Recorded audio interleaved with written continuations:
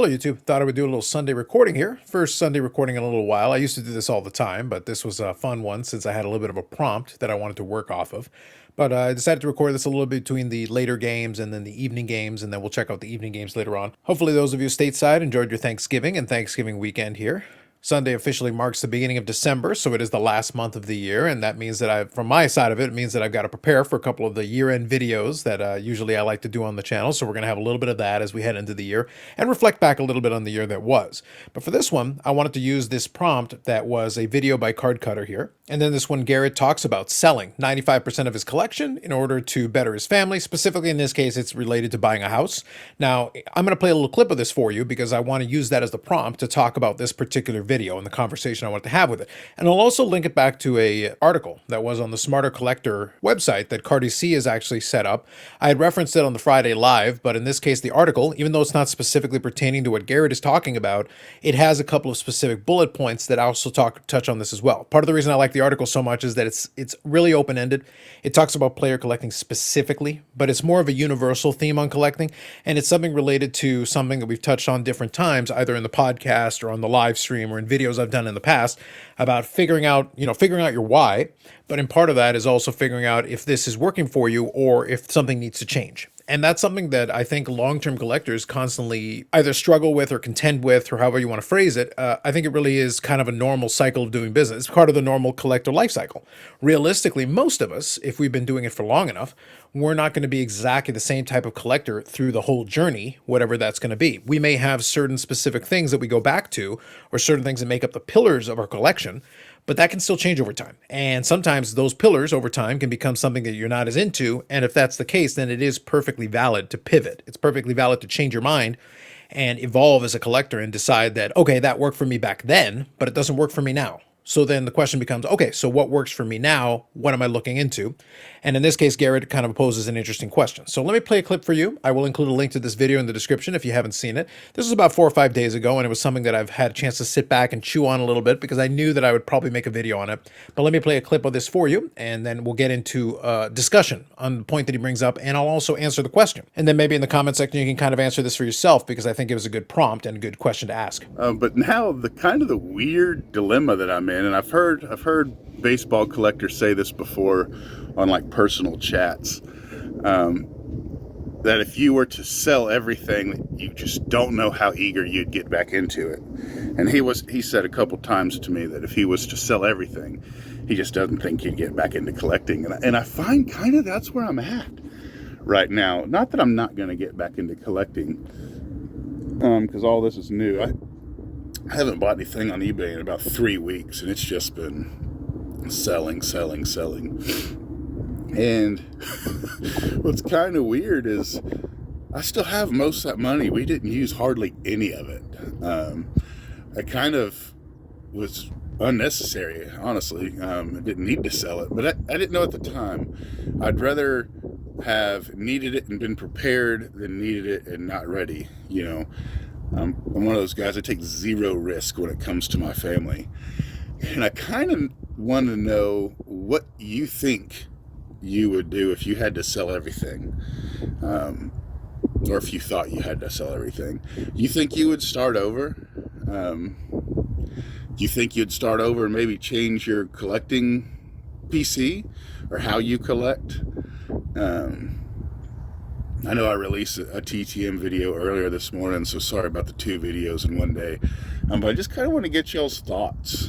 I know in that video I talked about, TTM burnout and wanting to get out of TTMs, and I don't know.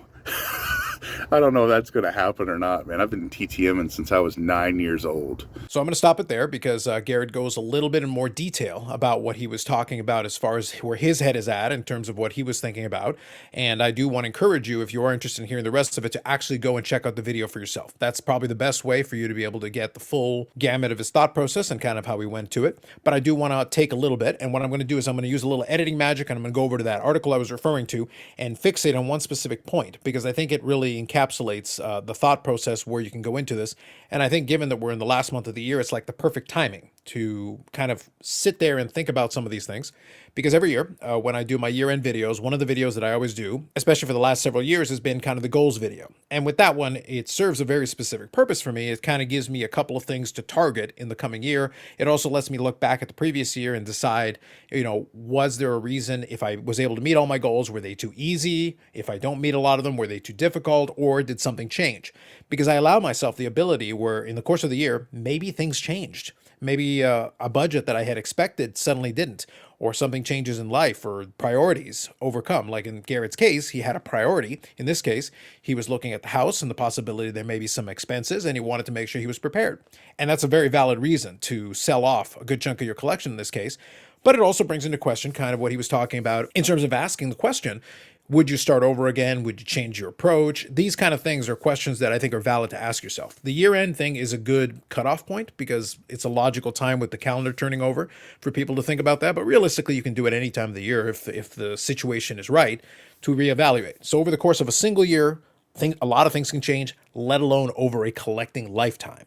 But let me switch over to the article here, and then I'll fixate on one specific thing that I think plays into Garrett's question, but then also I'm going to answer the question for myself and kind of give you my thought process on that. Now, here's the article in question, and it is from the Smarter Collector website, where he's written a variety of different articles. And this one is talking about, as I said, player collecting. But in this case, I think the questions that are being asked or some of the points that are being made, I think are valid regardless of the type of collecting. Whether you're a set collector, a type collector, a player collector, or someone who just likes to try to build collections of certain types of cards, I think all of these are valid. And there's a lot of questions that are asked inside of this, but I want to focus on one specific area, and I'm going to scroll down a little bit here. And it's talking about spotting the signs of collector burnout. Again, it can resonate in a lot of different categories, and all of these bullet points I think are valid. But I think the key one here that we want to focus on that maybe touches on a little bit what Garrett was talking about is the thrill is gone. Cards arrive in the mail, but the excitement just isn't there anymore. Now, I'm not saying that's specifically what he's talking about, but I think one thing that can definitely change for someone that's been collecting a certain way for a really long time is that it may lose a little bit of its luster for you. It can become for different reasons, because the other ones are also endless new releases, overwhelmed by quantity, or expense overload. All of those are also valid reasons why you could burn out on something. But specifically, the thrill is gone, to me, is one that is critical, because if you're not getting the enjoyment level out of it, then it becomes a chore, then it becomes a job, then it becomes something that basically goes completely away from the whole idea of collecting or a hobby or whatever you want to call that. Hobbies should be kind of more relaxing. It should be something that should be enjoyable.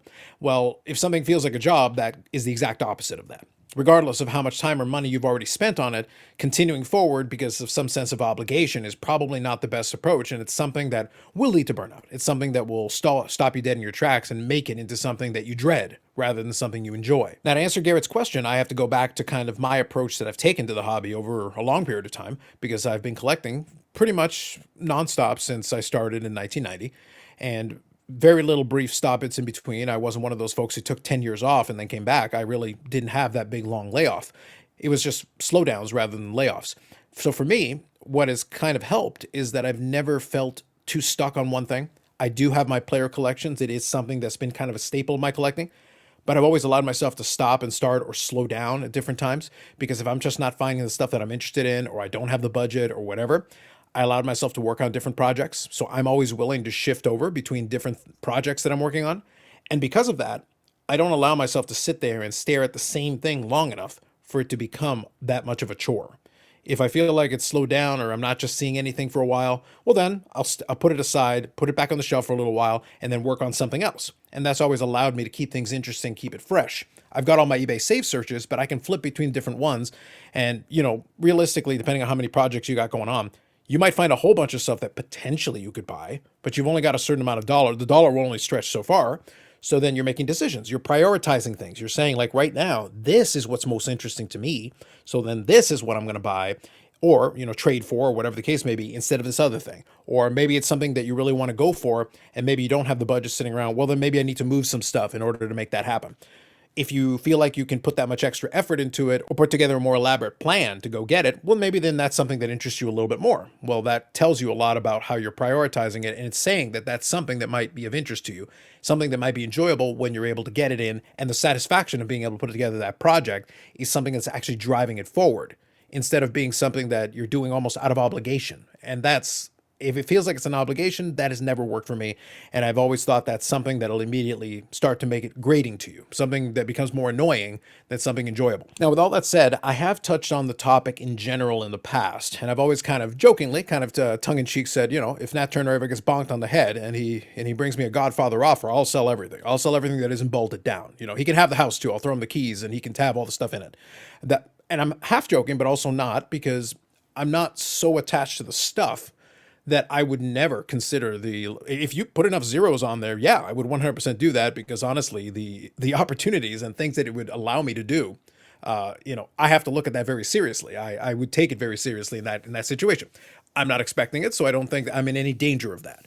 But realistically, the question that Garrett posed was, if you were in a situation where you sold off most of your collection, would you start over? And my answer to that would be kind of a yes and no.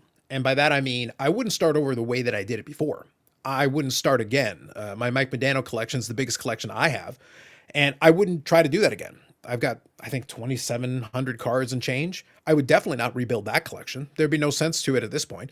There's a lot of the cards there that I enjoy very much, and there's other ones that I accumulated over a period of decades at this point, and it's not something that I would necessarily try to rebuild that same kind of collection. I would probably go and pick and choose certain specific things or categories that really interest me, stuff that I really like. And I would probably put together a more streamlined collection like that. And it would be the same for the other stuff that I've worked on. Other sets and things that I've completed over the years, I probably wouldn't rebuild those at all, because I just didn't enjoy them as much in the long run as I did initially when I was putting together that project. I kind of completed it and it's gone back on the shelf, and I've just kind of sat there. And if it's something like that, I definitely wouldn't rebuild that. But some other stuff, I've still got it on display. I still enjoy looking at it, and I still enjoy sorting through it. It's something that is still enjoyable to me. What has been kind of a fun thing for me right now for the last little while has been the wrestling cards, and I've been enjoying putting together the collections of that. And that's still something that is appealing to me. I can still look forward to new products and go after them and also analyze it a little bit more. I've been making videos for that YouTube channel for the wrestling cards over there. I put a link in the description to the last little while of it. That channel is done well. Like, the channel and the content creation side of it is also a side of the hobby that I very much enjoy doing. And that has kept elements of it fresh. It allows me to talk through some of those things that I'm thinking about. It gives me a good reason to actually stay up to date on the newest and come up with my own answers to the questions of what I think about it. And all that stuff has made it something fun. It's the only reason that I keep making videos on this channel. It's the reason that the Friday lives are a lot of fun, but I still like making videos like this, where I spend some time and start up with a prompt. In this case, Garrett gave a great question, and it allows me to then sit down and kind of go through it, link it to an article like this, talk about these different aspects of it. That in itself has added a certain element of the hobby for me. That's not going to be for everyone, but it is something that has added something for me. And that's basically why I spend so much time and have put together so many hours of videos on this channel over the years. If I didn't enjoy it, then this is certainly not a very lucrative venture. It does, by the hour, the hourly rate is terrible. But I still enjoy doing it because the thought process of it is one element of the hobby that I actually include as part of my enjoyment in it. The acquisition, the hunt, is a big one. And I'll use one example here just kind of to close out this video. And that is in the course of my eBay safe searches, because I check them every day or sometimes a couple of times a day if I've got a little more time, I came across a Auto Threads Mike Modano card. And actually, let me see if I can get a picture of it. I'll do a little editing magic here and see if I can put it up on the screen. Okay, here we go. So this is from In the Game Used. This is actually a 2014 card. If you're not familiar with the Auto Threads, basically it's a piece of jersey they put on there and they have the player autograph it. This particular design isn't particularly exciting, but when I came across this came up on my safe search, and I usually will check it out. And when I was looking at this one, I knew that I'd had an Auto Threads card in the past. And this is where I go to the checklist, because now at this point I've got enough cards that I have to kind of pay a little bit closer attention, because I had to ask myself the question, it's like, well, is this the one that I have, or is it something very similar to it? And in the 2010s, there were only 2 different years and 2 different series that actually came out with this. And I actually have the other one. I have the 1-of-1 version of that other copy. And this one here, though, is a different year. And this one has only one version. And it is this one. This one is not a numbered card. And I'll click on this thing just to show you. It doesn't show any numbering. It doesn't give you any indication. But this is actually a limited print run of 10. So I knew that they were a little bit tougher because they didn't have as many of these in those series. So that I knew just from my knowledge of the past in these series as they came across originally, because I was around when a lot of these series were being released. So I knew it was a tougher card. And then when I saw the card on eBay and had to buy it now $40, I was like, I'm pretty confident no matter what, this is definitely The value is there. It's that price. I can definitely make that price work. So I hit to buy it now and I picked it up and then I checked my checklist just to be 100% sure. And it turns out that it was one of the ones that I needed. Fantastic. So two things happened here. Number one, I knew from my knowledge of the past in this particular type of series is that I knew it was a tougher card. I like autographs. That's great. The design is nothing to be desired, but at the same time, I knew it was a tougher card. But then I look it up and it's actually out of 10. Fantastic. And then the price was really cheap. I was like, this is great. I still get enjoyment finding these little deals. And that's kind of my point that I was making with a lot of what I was saying earlier. As long as there is still some enjoyment, as long as the thrill of the hunt is still there for you, as long as even at this stage in the game with so many cards at this point, I can still find these little things. Do I need this card? Absolutely not. I do not need a single other card in that collection ever again as long as I live. And I have a perfectly fine collection that I'm more than happy with as it is. But I love finding stuff like this. I love still seeing. That's the reason I still check. That's the only reason I still care to even bother to look at it at this point. There's no need to spend another dollar on this collection ever again. But I love finding this stuff and knowing that, hey, wait a minute, I think that's one of the tougher cards. Can I get my hands on it? And actually, yes, it is. And that price is fair. And you know what? I love the bargain. The bargain on it actually makes me feel even better about it. So I'm going to look forward to having that in the collection. And then I can probably chase after the other one because the other one, the one of one that I was talking about, was a different year. Well, I don't have the quote unquote more common version. So I would love to pair them up. And then there you go. I've got all the auto threads from the 2010s. Fantastic. Little stuff like that is what has kept it interesting for me. So going back to what I said a little earlier and going back to the original question, would I start over again from scratch? No, I wouldn't start over again from scratch because honestly, it wouldn't be worth the effort. I'm not going to redo 30 years of collecting. That's just not going to happen. However, are there still little projects and little things that I can find enjoyment in that I would probably still pursue? Oh yeah, 100%. The Chosen Rosen, the Josh Rosen PC that I put together of his rookie year stuff, that stuff's worthless. Like no reasonable person would want that.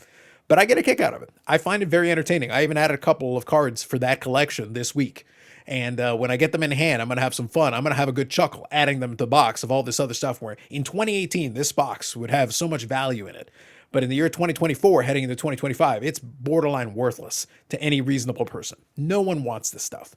It's garbage. However, it's still fun for me.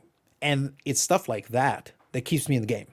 So would I go back and rebuild the collection? No, no chance. There's a lot of stuff that I have today that I would never try to replace under any circumstances. But there's still a handful of things that would still be interesting for me that I would still pursue. It would just be a more streamlined, leaner version of the collection. That I think I would probably do in that circumstance if that scenario is presented to me. And then I'd pocket the difference and probably buy myself a nice watch. That's probably what I would do. Or I would pursue some of my other hobbies and put a little more energy and time into that. And that would be interesting. That's certainly a possibility. If that opportunity came across my desk and something like that I could do with that, I would totally do that. That'd be great. And yeah, pay off some bills and stuff and do that boring adult stuff. Sure. But regardless, the question was a good one, and I thought it was worthy to have a little bit of a conversation on it.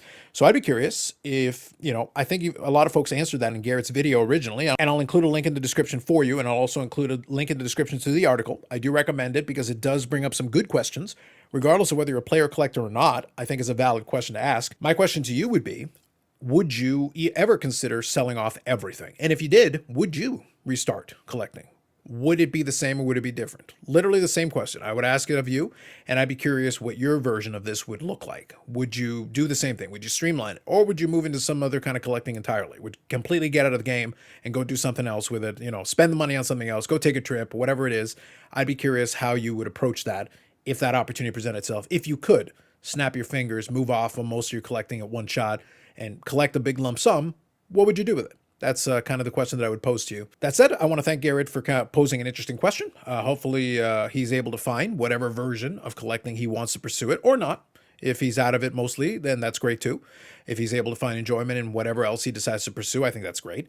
I think that's what it comes down to. I think we need to find whatever it is that gives us the enjoyment. And if it's not collecting anymore and it's something else, then we should pursue that instead. If it's still collecting in maybe a more streamlined way, then that's great too. Or if it's trying to find, shifting completely the balance, finding a different category and then pursuing that and going gung-ho on that, then that's great too. It's just whatever makes the most sense to you, and nobody else can answer that for you truly, other than yourself.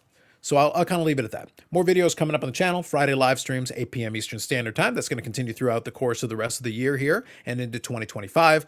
Since the Christmas and New Year is midweek, I am still going to have the Christmas special and the New Year's special. We're going to have those. I'm going to figure out the scheduling and timing on that. And then I've also got some videos to make for the year-end stuff. So that means month of December's rolled over. That means I got some stuff I need to do. That's it. Like if you like the video, subscribe to the channel. Thanks very much, and we'll catch you in the next one.